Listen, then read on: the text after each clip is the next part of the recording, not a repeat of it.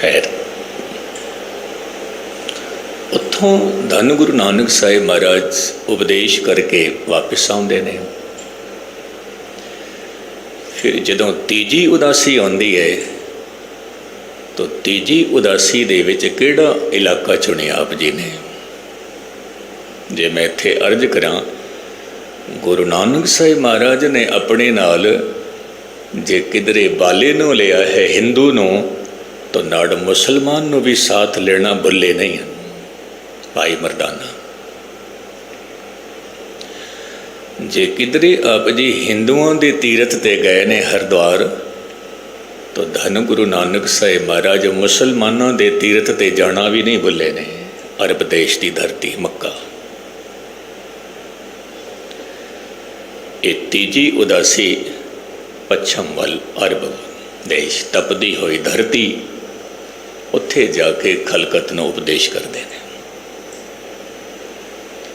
और तपदी हुई धरती नूं ठंडक देंदे ने। पीरां फकीरां दे सवालों का जवाब देंदे ने और मौलवी मुलाणे उन्होंने दे सवालों का जवाब देंदे ने। आप जी की जानकारी वास्ते मैं एक अर्ज करां। बहुत पुरानी गल है, क्योंकि उस वेले मैनू ये खबर नहीं सी कि गुरु नानक साहिब महाराज ने मैनू कथावाचक बनाना है। मैनू खबर नहीं सी इस गल की, छोटी जी उम्र सी, पर पढ़न का बड़ा शौक सी। कोई भी बुक एक बार हथ विच आ जाए तो मैं उन्होंने पूरी करके ही उठदा सी, भावें और नॉवल ही क्यों ना होवे। जदों तक कंप्लीट नहीं होंदा सी मैं उठदा नहीं सी। बापू समझदा सी स्कूल की पढ़ाई करदा पिया है, पर उन्होंने कौन दसे स्कूल की पढ़ाई नहीं है, नॉवल है। शौक सी पढ़न का। एक बुक ऐसी मेरे हथ विच आई जो वो हथ विच आके फिर पता नहीं कित्थे चले गई, हुण तक भी मैनूं नहीं पता लग रहा। उहदा एक अंश मैनूं याद है। वो बुक छपी सी अरबी भाषा विच, अरबी। तो किसी विद्वान पुरुष ने उस बुक नूं फिर पंजाबी दे विच ट्रांसलेशन किया। तो वो जो 2-4 पंक्तियां सन अरबी दियां, उन्होंने हूबहू उत्थे टिका दित्तियां अंक ते, फिर उन्हां दा विश्लेषण किया, ट्रांसलेशन किया। वो मैं आप जी दे सामने रख। गुरु नानक साहिब महाराज ने जदों मक्के दे विच मनुख की चेतना नूं बदलिया, जीवन की चेतना नूं जदों झजोड़िया, तो उत्थे बहुत सारे पीर इकट्ठे हो गए। पीर इकट्ठे हो गए ते उस वेले पीर सी रुकनदीन। रुकनदीन गुरु नानक साहिब महाराज नूं कहंदा है कि महाराज एक गल आप जी दे चरनां विच, कि अज तो करीब करीब 500 साल पहला, मैं फिर गल दोहरा देवां, गुरु नानक साहिब दे सामने एक गल रख रहे ने रुकनदीन, कि 500 साल पहला साडा कोई पीर होया सी, और वो पीर जदों इस रूहे जमी तो जान लगा, उहदी गद्दी ते कोई दूजा बैठा सी। पर वो इतना काबिल नहीं सी, पूरन नहीं सी, लेकिन मजबूरन उस अस्थान नूं सांभना सी।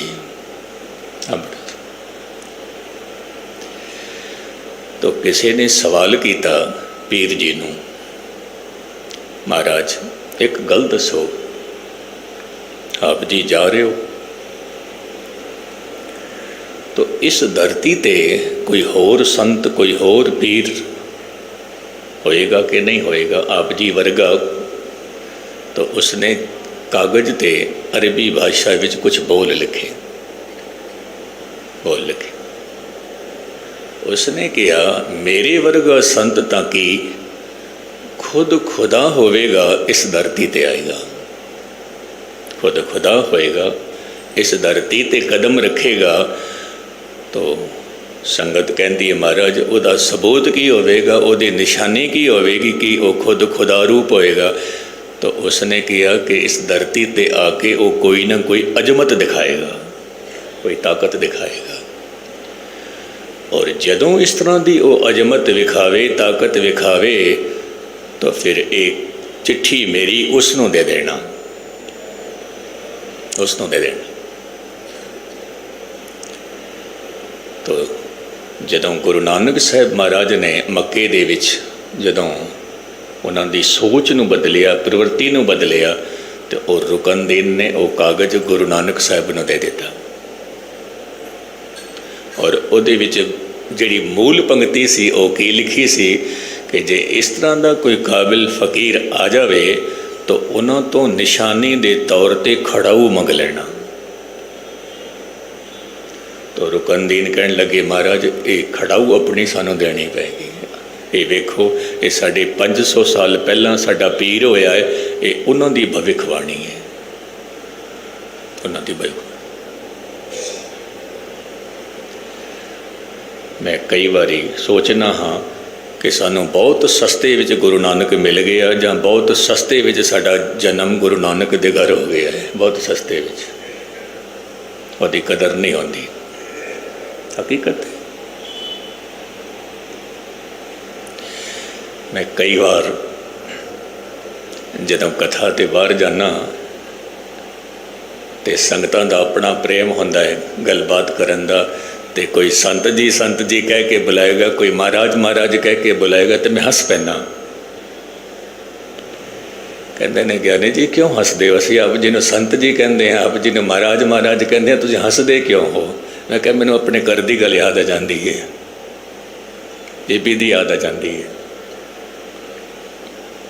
तो उत्थे कई बारी जे मैं इस तरह अर्ज करा, गुरु नानक साहिब महाराज नूं राय भोए की तलवंडी दे विच बहुत सारे लोगों ने नहीं पछाणिया। ये तो मेहता कालू दा पुत्र है। मुहम्मद साहिब नूं अपने ही परिवार के लोगों ने नहीं पछाणिया। मुहम्मद साहिब नूं अपना इलाका छड्डना पिया। महात्मा ईसा दा जिथे जन्म होया अपना इलाका छड्डना पिया, क्योंकि लोग कहते सी ये तो बढ़ाई दा मुंडा हैगा, इनू की पता ये रब दियां गल्लां करता है। तो जितने जितने पीर फकीर होए उन्होंने अपना इलाका छड्डना पिया, क्योंकि वो कदर नहीं करते। इसे करके एक विद्वान पुरुष का कहना है कि घर का जोगी जोगना आन गाँव का सिद्ध। दूजे पिंड तो आया होए तो ये सिद्ध है, साडे पिंड का जिहड़ा जोगी ये तो जोगना है, ये तो कुछ भी नहीं।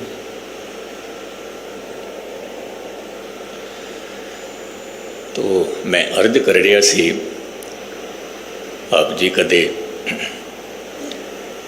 सिंधी समाज नूं देखो, पाकिस्तान जाके देखो, जां जिन्हां दा जन्म गुरु नानक दे घर नहीं होया, सहजदारी परिवारां नूं देख लवो, वो गुरु नानक दा सत्कार, गुरु ग्रंथ साहब दा सत्कार साडे तो भी वध करदे ने। भावें उन्हां दे केस नहीं हैं, पर सत्कार साडे तो वध, साडे तो वध, क्योंकि ये मेरा अपना अनुभव है। थां थां ते जाके देखते हैं, थां थां ते जाके देख, सानू उन्हां तो सीखण वास्ते मिलता है कि जे सत्कार करना है तो इस तरह करो, गुरु ग्रंथ साहब का। तो असली दौलत तो उन्हां दे कोल पई है, साडे कोल तां केवल ते केवल गुस्ताखी माफ दिखावे दी पगड़ी ते केस साडे कोल हन, बाकी असली मोहब्बत उन्हां दे कोल है, उन्हां दे कोल। ननकाना साहिब बाहर गेट ते मैं खड़ा सी, ते कुछ पुलिस ऑफिसर जिन्हों ने कपड़े किस तरह के पाए हुए, पुराना जिहा पजामा, टुटी हुई चप्पल, पुराना पजामा, टुटी हुई चप्पल और मैली कुचेली कमीज। वो तो मेरी निगाह पै गई कि उन्होंने जेब विच जो आइडेंटिटी सी उन्होंने निगाह पै गई, ये तो पुलिस ऑफिसर है। पर लिबास इस करके बनाया होया कि किसी को पता ना लगे, असी हर एक गतिविधि देखते रहिए कि की करते हैं की नहीं करते, कि सानू कोई पछाण ना सके, जिवें जासूसी का काम करते हैं। तो उसने मैनू एक ऐसा लफ्ज बोलिया, मैं क्या कमाल है। मैनू कहन लगे सरदार जी पंजाबी भी शुद्ध बोलते हैं, आप जी नूं खबर है, हिंदी भी बोलते हैं, पंजाबी भी बोलते हैं, सिंधी भी बोलते हैं। कहन लगे सरदार जी तुसी सच्ची सरकार दे कोल आए हो? यकीन मनना मैं रो पिया। तुसी सच्ची सरकार दे कोल आए हो? पहला तो मैं समझा नहीं सच्ची सरकार कहनों कह रहा है, बाद विच मैनू समझ आई कि ये इशारा करदा पिया है गुरु नानक साहिब के घर नूं, ननकाना साहिब, कि तुसी सच्ची सरकार दे घर आए हो। मैं क्या वाकई अदब तो तुहाडे कोल है, लड़ाई झगड़े साडे कोल ने, अदब तुहाडे कोल है, सत्कार तुहाडे कोल है।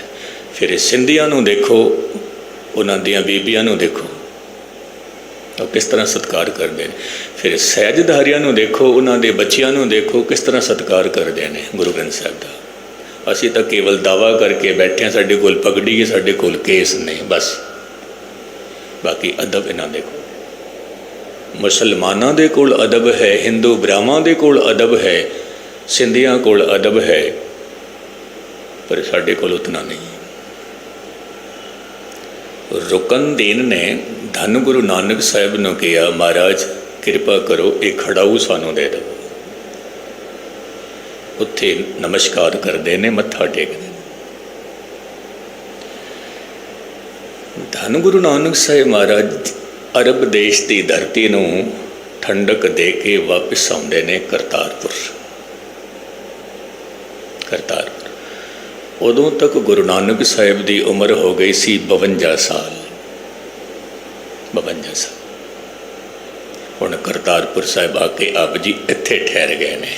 करते दा घर करतारपुर। इत्थे आप जी की करते हैं? ये जो करतारपुर वसाया, इत्थे आप जी खेती बाड़ी करते हैं।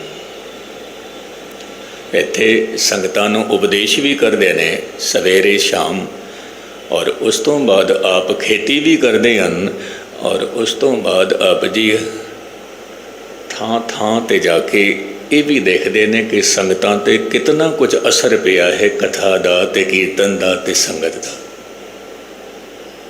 कितना असर पिया है वो भी देखते सी। हुण जेकर गुस्ताखी माफ़, मैं किसी को भी कह देवां कि तेरे ते तां बहुत चंगा असर है, बहुत खुशी हुई, और जे किसी को कह देवां तेरे ते कोई असर नहीं पिया कथा का, उसने कहना मेरे ते असर पिया कि नहीं पिया, पर मैं तेरी कसर कट देना हुणे ही कट देना। हकीकत है नहीं, साडा भी फर्ज बनता है देखना कि कितना असर होया है आप जी ते कथा दा कीर्तन दा, और तुसी भी सानू देखो कि ज्ञानी जी ते भी असर है कि नहीं है। सानू भी सुनाई जा रहे हैं।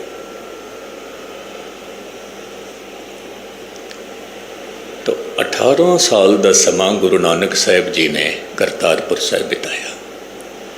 18 साल।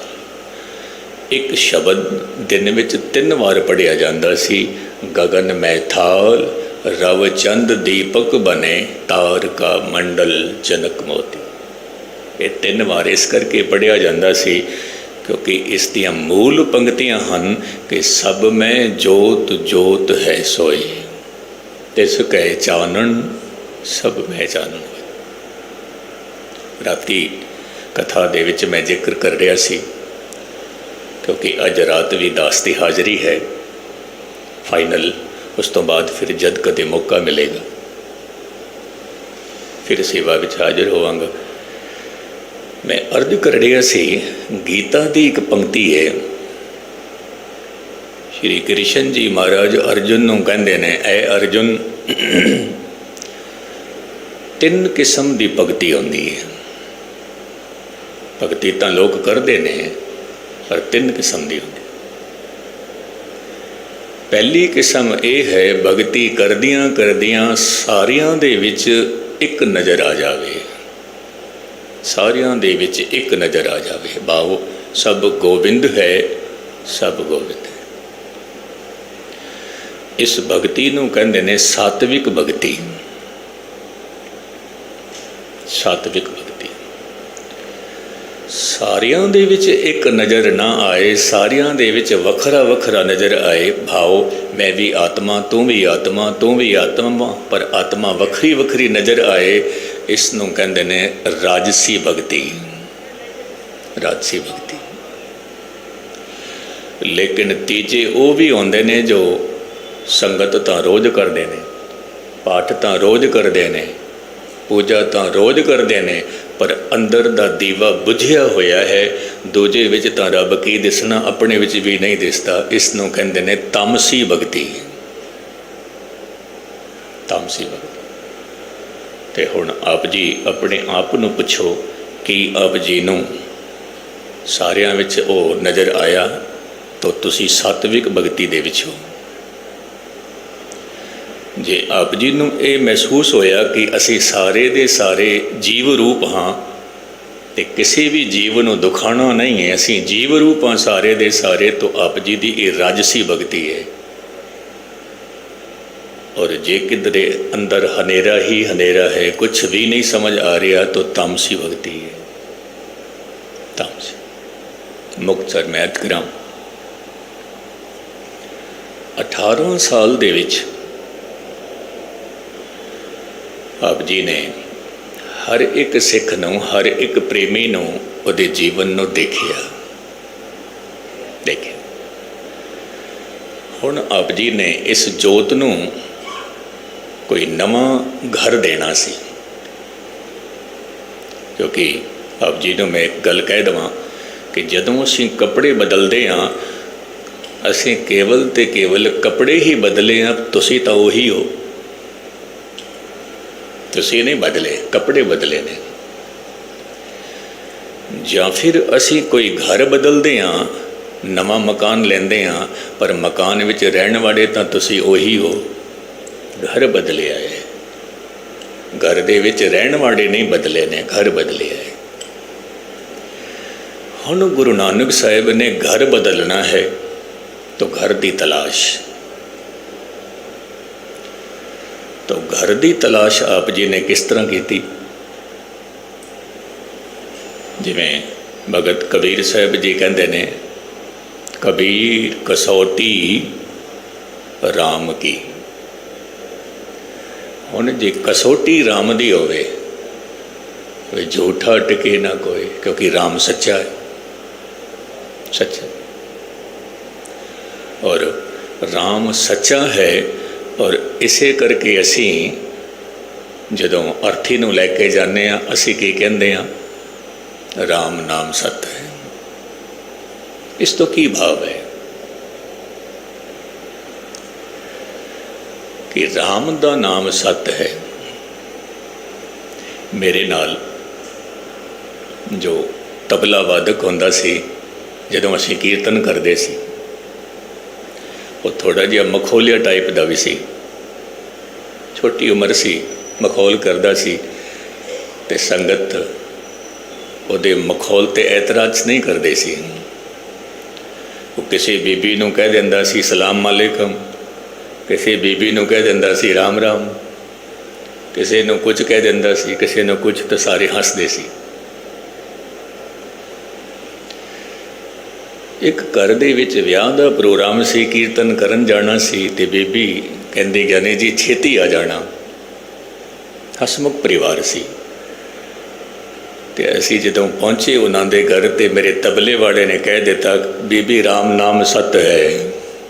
एक बार नहीं 2-3 बार कह दिता। बीबी कहती है हकीकत विच सत है, राम नाम सत है। उन्हें कोई फतेह नहीं बुलाई, कोई सत श्री अकाल नहीं बुलाई, जाते सारी कह दिता राम नाम सत है। विआह दा प्रोग्राम, विआह दा माहौल, राम नाम सत है। कुछ ऐसे शब्द जिहड़े रूढ़ हो गए ने, रूढ़ हो गए ने, फिक्स हो गए ने कि राम नाम सत उदों ही कहना है जदों किसी मुर्दे नूं लैके जा रहे हैं, उदों ही कहना है, बाकी नहीं। हद हो गई। रोज़ कहना चाहिए है राम नाम सत है, रोज़ कहना चाहिए है, हकीकत है। असी जो कहते हैं सतनाम एक ही है, राम नाम सत ही तो है। असी जदों कहते हैं सत श्री अकाल एक ही है, राम नाम सत ही तो है, और की है। शब्दों का भेद है। तो कबीर साहब कहते ने राम सत है, उहदी कसौटी भी सत है, तो उहदी कसौटी ते झूठा टिके ना कोई। अखीर विच इस कसौटी ते खरा उतरिया बाबा लैणा जी।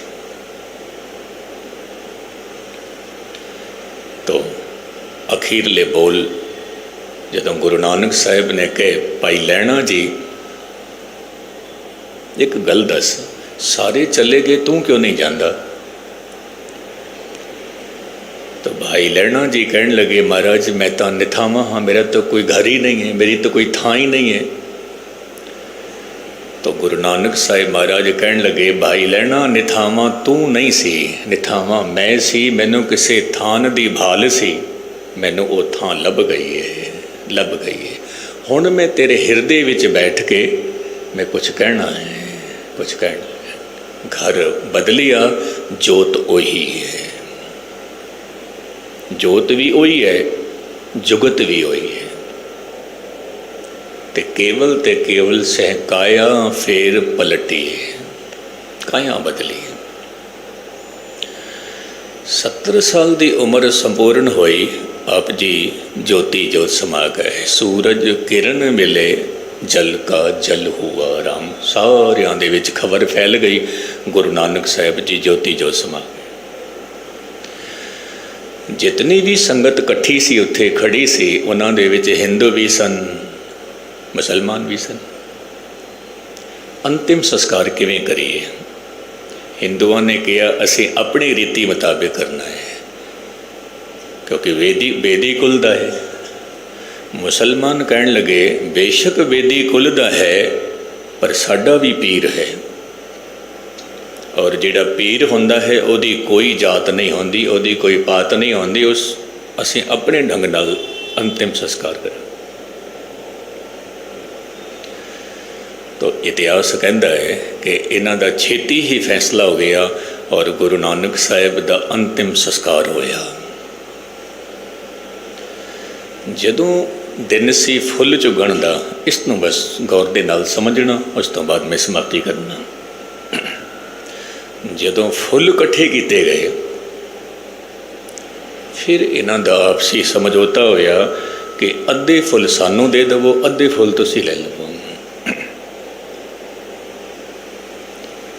ते फिर हिंदुओं ने की किया, वो अद्धे फुल लैके ते उन्होंने समाधि बनाई गुरु नानक दी।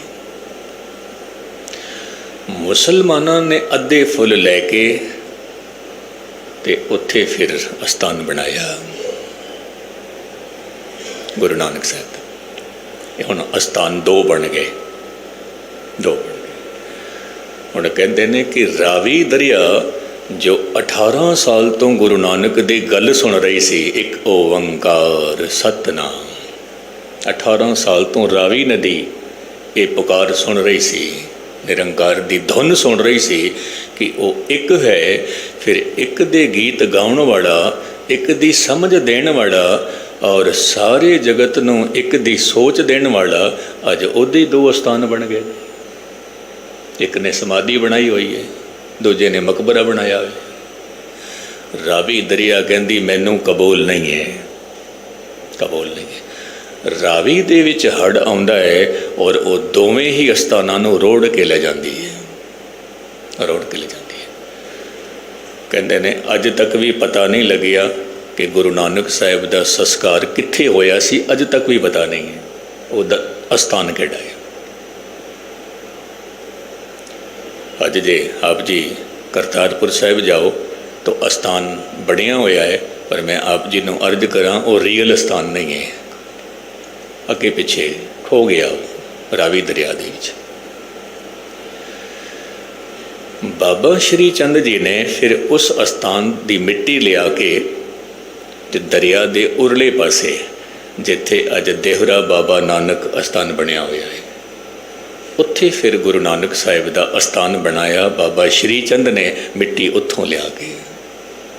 ਤੋ ਅੱਜ ਗੁਰੂ ਨਾਨਕ ਸਾਹਿਬ ਮਹਾਰਾਜ ਦਾ ਜੋ ਜੋਤੀ ਜੋਤ ਸਮਾਉਣ ਦਾ ਦਿਹਾੜਾ, ਇੱਕ ਬੋਲ ਵੀ ਗੁਰੂ ਨਾਨਕ ਸਾਹਿਬ ਦਾ ਆਪਣੇ ਹਿਰਦੇ ਵਿੱਚ ਵਸਾ ਲਿਆ, ਨਾਨਕ ਨਦਰੀ ਨਦਰ ਨਿਹਾਲ, ਭੁੱਲਾਂ ਚੁੱਕਾਂ ਦੀ ਖਿਮਾ,